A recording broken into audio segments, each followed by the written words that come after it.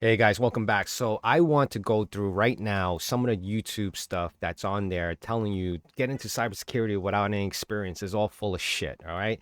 And I have an article right now that I'm going to be going through that explains everything that cybersecurity is going through in 2025, the real side of things, not all this nonsense about not having education and this and that and still landing six-figure roles. I want to show you guys something really quick, and this is one of them. This is how to get into cybersecurity with no experience. Starting off with an entry-level course or bootcamp, this is usually how people get into cybersecurity when they're already in a career or didn't study for a cybersecurity degree. I can link the cybersecurity bootcamp that I recommend, which is the Springboard Cybersecurity Bootcamp that also has a job guarantee. If you qualify and you're not able to find a job within 6 months of graduating from the program, you can get a full tuition refund. Next up is to study for a certification. I recommend the CompTIA Security Plus. This is the certification I studied for when I was about a year into my career, and it has made a All right, that's enough. I can't, man. I can't even go about. But in the defense, I anyway, I want to say that this is not that easy getting to cybersecurity. And this article that I have right now is going to explain all that. Now, I'm just going to summarize this, right? So this is Leslie, what happened to cybersecurity skill shortage? Well, what she's saying in this article is that there was probably no shortage to begin with. You know who sold that to you? The colleges, the boot camps, all these other private organizations that for-profit companies that were trying to upsell, like, oh, get into SOC role, junior pen testing, and make six figures, work full remote. Those jobs probably did exist at one point, but the market got so saturated with all these graduates coming out of colleges and with bachelor and master degrees in cybersecurity, supposedly, that they think that they feel privileged to earn a more senior level position in cybersecurity and making six figures.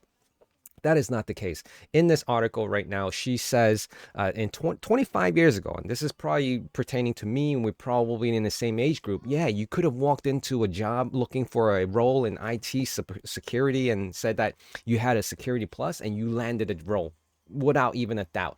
Because back then, Security Plus was looked at really prestigiously. And I remember sitting in HR and sitting with the hiring manager. Wow, you have your Security Plus.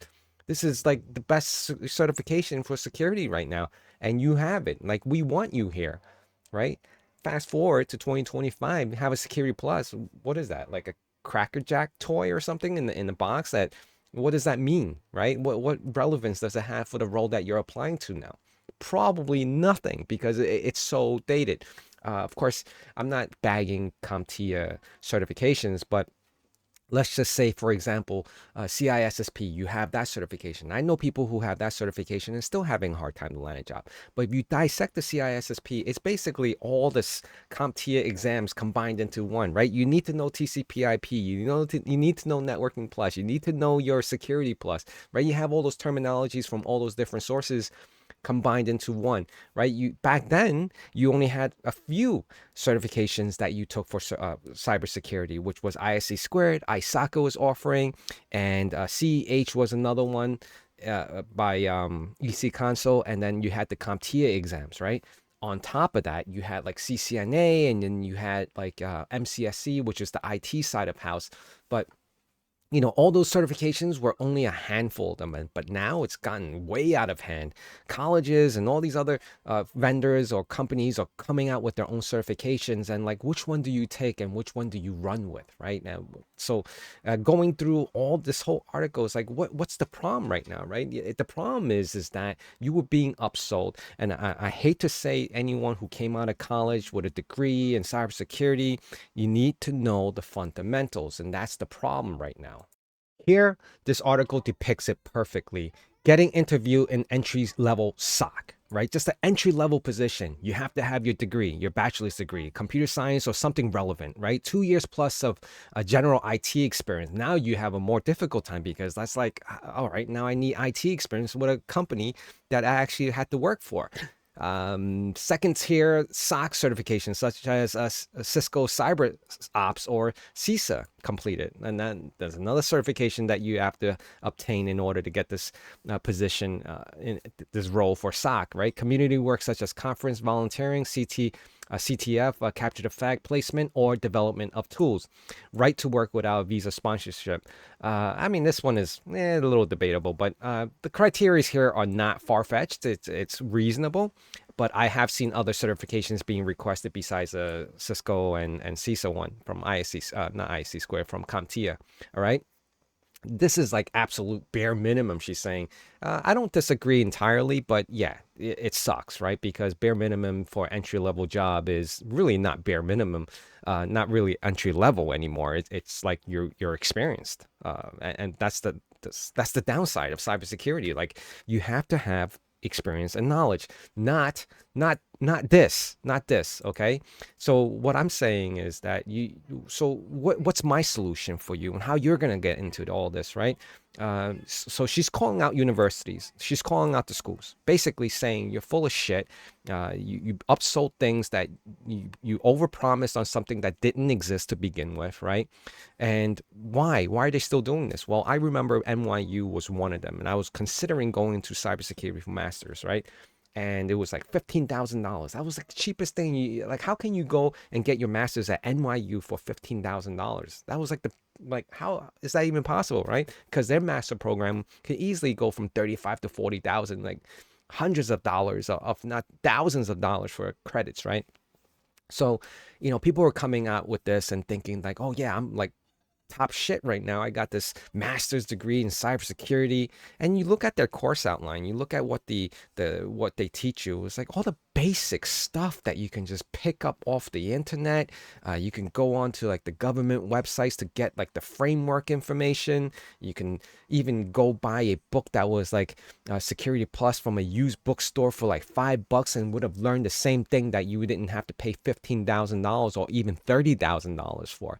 And then from that point on, I remember NYU very specifically, and there was a few other online colleges offering cybersecurity. And then guess what? Every college in the world across the United States offering cybersecurity as if it was, something you can just pick up, from day one, kindergarten, all the way to masters of cybersecurity. Like, where's the fundamental portion of it? Where was your networking and IT knowledge? Where was your just basic, IT connecting to computers? And then you get other individuals saying that, oh, cybersecurity, you don't need to be technical. You can just do the GRC side of stuff.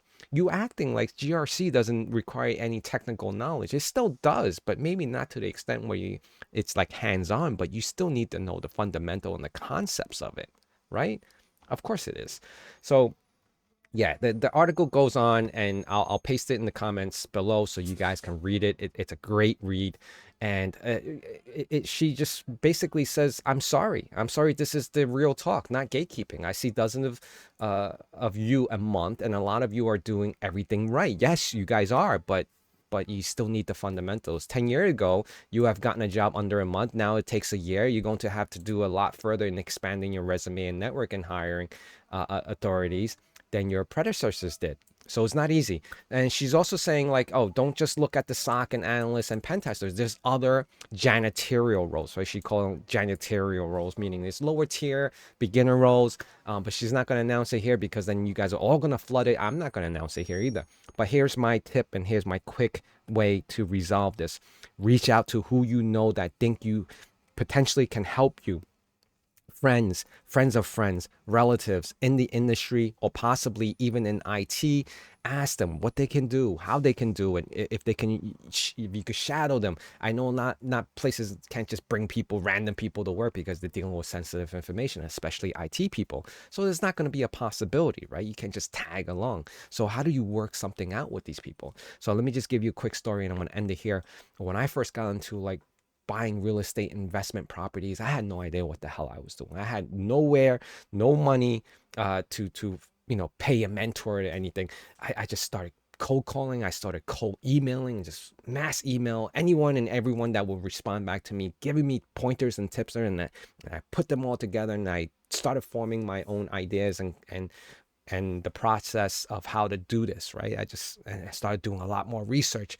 There was no guidance. There's no college of how to become a rental investor. Maybe there is on YouTube, but besides them, just don't listen to all the YouTube people.